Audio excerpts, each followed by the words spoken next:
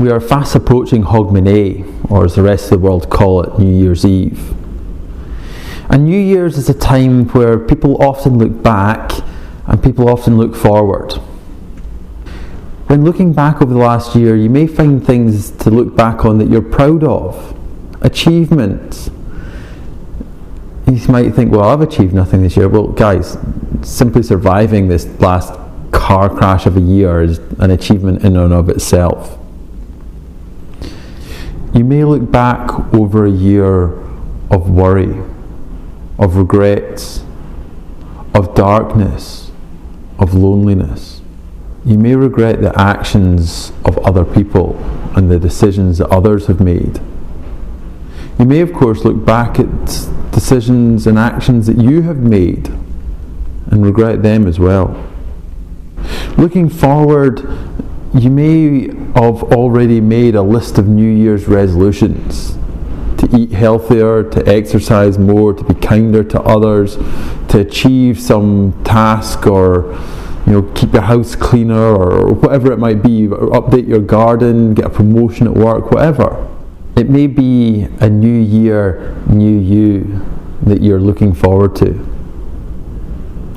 As a Christian, the way we look back and the way we look forward are very different to the rest of the world. We look back and see the wrongs that we have done and understand that they're not just wrongs against individuals or society, but rather they're wrongs against God. We might be able to rectify and put right the wrongs that we've done against society or the wrongs we've done against individuals, but we are unable to put right the wrongs that we've done against God. Christians look back to a time when God sent His Son Jesus.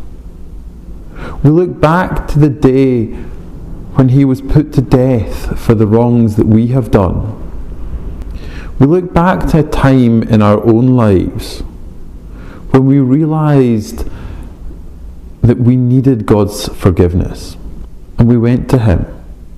We brought nothing but our own need and asked Him to save us. When we look forward after that moment in our lives, after going to God, we truly get a new you. 2 Corinthians chapter 5 and 17 tells us that those who are in Christ are a new creature. Old things have passed away. Behold, all things have become new. We have a new relationship with God. We have hope in our lives. We have light in the darkness. We have a purpose to living. The rest of the world doesn't know this. Not the way that a Christian does. This absolute certainty that you have a purpose in life. That there is someone who cares for you. There is someone who loves you. There is someone who will protect you and love you no matter how often you fail Him. This new year could bring a new you. But first you need to go to God, not trying to work yourself into His good books, not trying to turn over a new leaf before going to God. Simply turning to Him as a sinner, someone who has failed Him, and say sorry and ask for His forgiveness. And you'll find that God is a God who has power to forgive and power to strengthen for the new challenges of a new year. He does not promise an easy life, but He does promise that He'll give you the strength to see life through.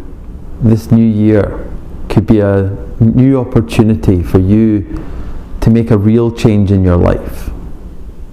Not to be a little bit healthier or a little bit fitter, but to be a whole new person. You have the opportunity to have a peace that passes understanding, a hope that is sure and certain, a life full of meaning and purpose, and a God who loves you, who guides you, and who protects you.